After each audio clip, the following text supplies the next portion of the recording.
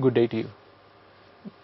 As we've seen in the recruitment process, as a result of the recruitment efforts, you have an ideal set of candidates who really want to get inside your organization.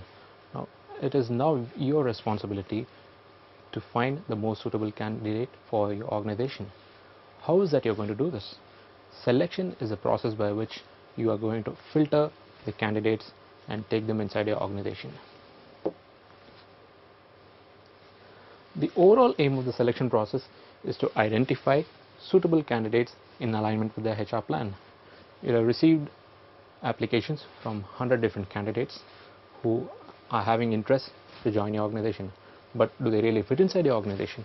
And how are you going to check this so that there is no wastage in time and resource spent? The aim and objectives of selection process are to predict. Now, it is to predict the ideal candidate. You would never know who is the best fit for your organization, but it is an exercise to predict who is an ideal candidate. To compare, this gives you an option to compare the various options available to you. You can compare A versus B versus C. To inform. Now, selection process is to inform the objectives of the job to the applicant. It is an information exchange to give, as I said, to give best possible information and to create an impression. The selection process in itself is a brand building exercise wherein your image as an organization is boosted by the quality of your selection process. So there is a systematic approach to selection. Once you posted an ad asking for applicants, then what happens is from left to right is a flow of steps which we need to follow. The initial steps, after you receive the applications, you need to acknowledge. As we mentioned earlier, courtesy is the essence of the entire exercise. You have to respond to the applicants. Compare all the applications against the criteria which you've set in the recruitment advertisement. Now, sort the applications according to, you have to split them into 3 categories: possible, unsuitable and marginal. You can keep aside the unsuitable ones and concentrate on the possible ones. Scrutinize to a greater extent on the possible ones and shortlist them for interview. You have to communicate with the shortlisted candidates on the time, venue of the interview. Conduct the interviews, check the references and get on with the follow procedures like giving them an offer letter. So this is a systematic approach, when done in a perfect and professional manner, gives a satisfaction and your impression in the market goes higher. Now, what you need to take care in the entire process is something called the legal framework. You are not supposed to discriminate in either of these arenas when it comes to legal discrimination. Application forms, make sure you don't ask questions which are discriminatory in nature and which is illegal. Medical references, where it is not required, do not ask them, especially of older workers, of their health history. This might be construed as discrimination. Interview procedures, you have to train your interview panelists to ask questions which are legal and they are not discriminatory in nature. Selection tests, you have to design and devise tests so that it is not being viewed as discriminatory practice to avoid a certain section of the people in the employment pool. So you have to be very cautious in designing the entire procedure, starting from your application forms till your selection tests. What are the selection methods in practice in business environment? Interviews, this is the most common form by which candidates are interviewed and the selection process happens. Evaluation of education and experience, let us say for highly research oriented jobs, you have a heavy profile, say A, B, C, you compare their academic backgrounds, what is their experience, so that kind of selection test is also being practiced.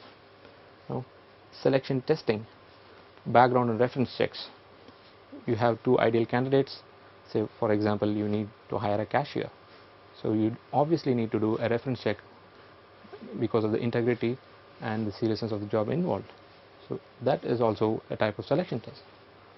Biodata analysis, you ask the applicants to fill in multiple choice questions eliciting information about their family, their past experience, and you can try to identify the ideal candidate for the job.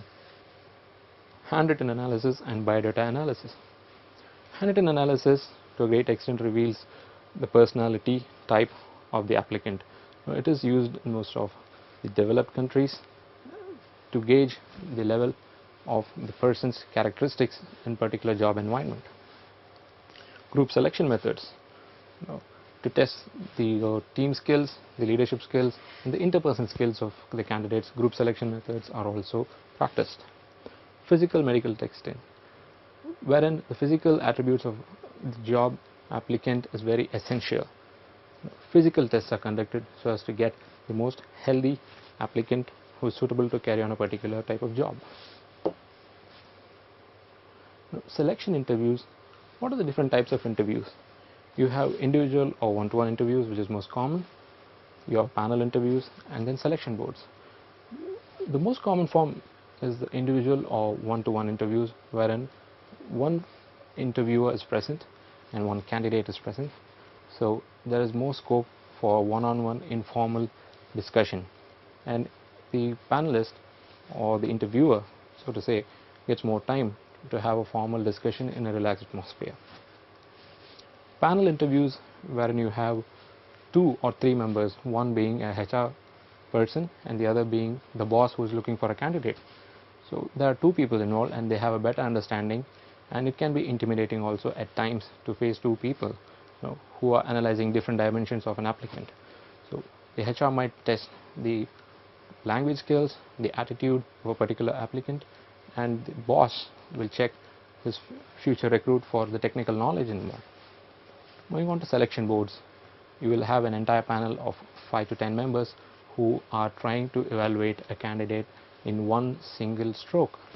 They might look for various factors, and the most suitable candidate is analyzed and judged through different varieties of questions. It can be intimidating to an applicant to face so many questions from so many different directions.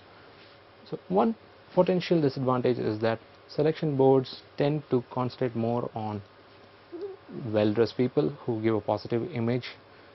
People who are slightly reticent may be considered as not suitable because they portray themselves as being less confident in handling different types of situations and handling multiple queries. Let's take a look at an ad. Mr. Goodman? What makes you think you're qualified for this job? Oh! Ah! Stop punching me! Don't punch me. Please!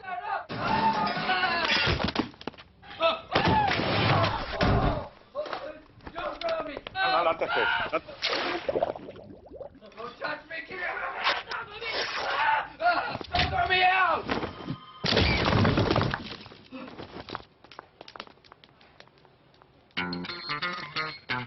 Nice. Here is, huh?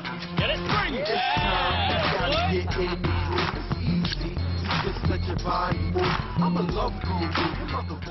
That was a hilarious ad.